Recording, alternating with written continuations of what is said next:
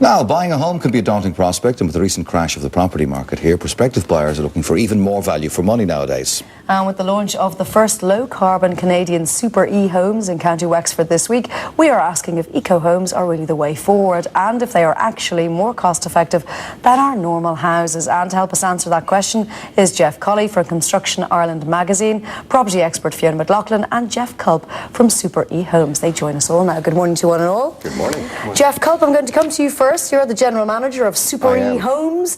Tell us all about them. I can't tell you all about them. What I can tell you is very simple theory. You pay money to condition the space inside your house. You don't want that air to leak outside. So we control the air leakage in the house. If you control the air leakage, then you have to ventilate.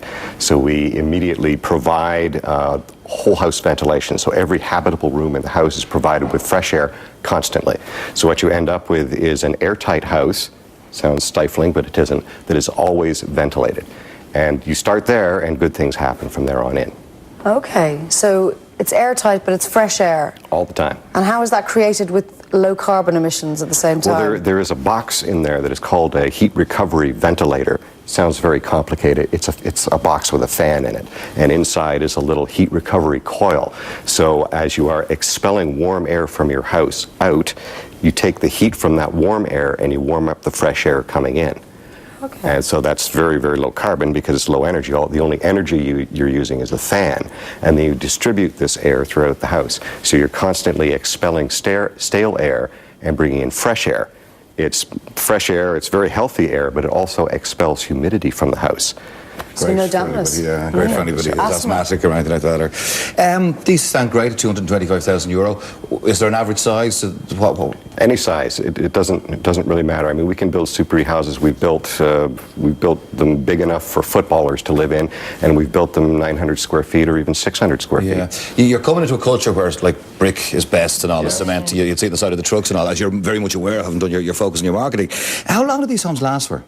Forever and ever? Forever and ever. And how often or what maintenance do they need on a yearly or 5-yearly basis? Not really any different than any other house. Right. There'll be mechanical systems in them, so you've got a boiler, you've got this heat recovery ventilator. They have a normal lifespan, whatever that is, for the electric fan or the burner in the boiler, but that's no different than any other house. In terms of the wall, they're made of timber, they're timber frame. We have a lot of trees in Canada, so we build our houses out of wood. And we get very good at building our houses out of wood. That doesn't mean the things are going to fall down. Wood can last for hundreds of years. You just make sure that you keep it dry and provide for, if it does get wet, provide for it to dry. And you have timber structures in this country that are hundreds or even thousands of years old. Okay, the first big development, 43 houses in Wexford. How successful is it going to be, Fiona, in your view? Well, the development, they're aiming to build 43 houses. I think there's about 4 or 5 in the process of being built at the moment. But my concern would be, I think this is absolutely the way to go. It's a definite competitive advantage to have a house that's airtight. And airtightness is very much about being energy efficient. The more leaky your house is, the harder it is to heat it. And that's really what it's all about. And it's absolutely a way to go. And I'm going through a planning process myself at the moment, and what I'm hoping to do is build a passive house. And this is where we've come across these technologies before when I've covered passive homes in the past. Now, I'm not quite sure if this is at passive level, but they're definitely aspiring towards that level. Now, that is definitely to be lauded. The problem is the stock that we have already in this country at the moment. I think it's going to be a while before we actually, A, get through that stock, and B, I think coastal areas like Wexford suffered specifically from, the tax incentivised building. However, I think when people do start buying again, they will try and future-proof their investment, and they will look for this type of product rather than the stuff that was built badly already, Jeff, was this something that you're getting excited about? Well, for starts, I think this type of construction where it will really take off in the short term is probably the self-build market.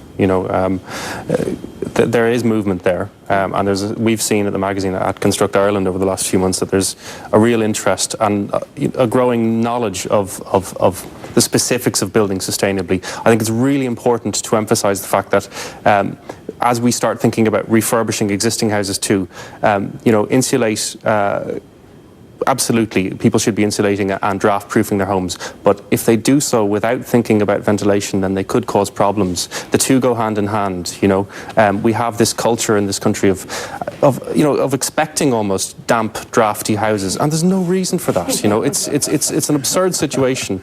If we only apply the basic principles of building the house properly and then put efficient ventilation in, and then go for your nice sort of eco bling for your efficient technologies to provide the heating. But the key is just to build it right. I mean, one of Jeff's colleagues in Super E summed it up very well when he said, if you've got a bucket full of water and there's a hole in the bucket, what do?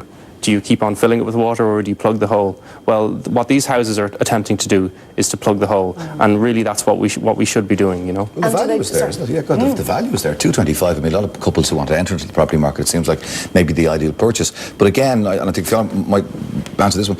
It's the mindset that we have here. Yeah. Bricks and mortar is what will last. We're back to that puffing out, blow your house down, which is nonsense in this day and age. But it's a mindset that people can't just get out of. So what would you say to people who sort of are hard to convince? Well, the first thing I got when I came to Ireland in 2004, you can't build out of wood here, it rains. Well, actually, I heard that so many times, I actually took a look at the weather statistics. In Halifax, where every house is built out of wood, it rains more than it does in Dublin. It's just something to be worried about. We understand the cultural bias. There's also a cultural bias against forced air furnaces, for example, here. They like fireplaces here. Fine. I mean, we have to accept that. But slowly over time, I think people will start to realize, I mean, there is already a change in, well, if I want to build an energy efficient house or low carbon house, I'm going to have to build out of timber, which is also nonsense. But we like the way that people are thinking. Okay. Jeff, you're launching Super E houses this week? Yes, Wednesday. Wednesday. Where are you launching it? It will be in Rosslare, just outside so people Wexford. can attend if they're interested? I don't know whether it's open attendance or not. Okay, so how do people find out about the houses? They can certainly call the Sherry Fitzgerald office in Wexford, and they are the agents for the development, and these will be model homes, so you can come and see we've them. had the website on screen as well. So some of the examples we saw are quite beautiful. I mean, beautiful homes. Again, the average suburban house in this country would be maybe 12 to 1,500 square feet.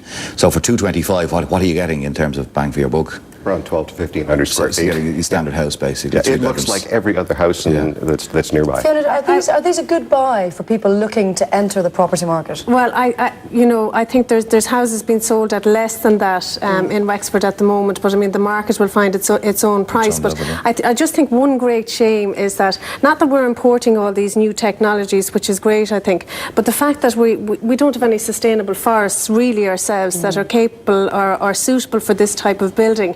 We're talking about low carbon homes, and yet we're importing and shipping in wood and windows and whatever else from halfway around the world. Are they a good buy?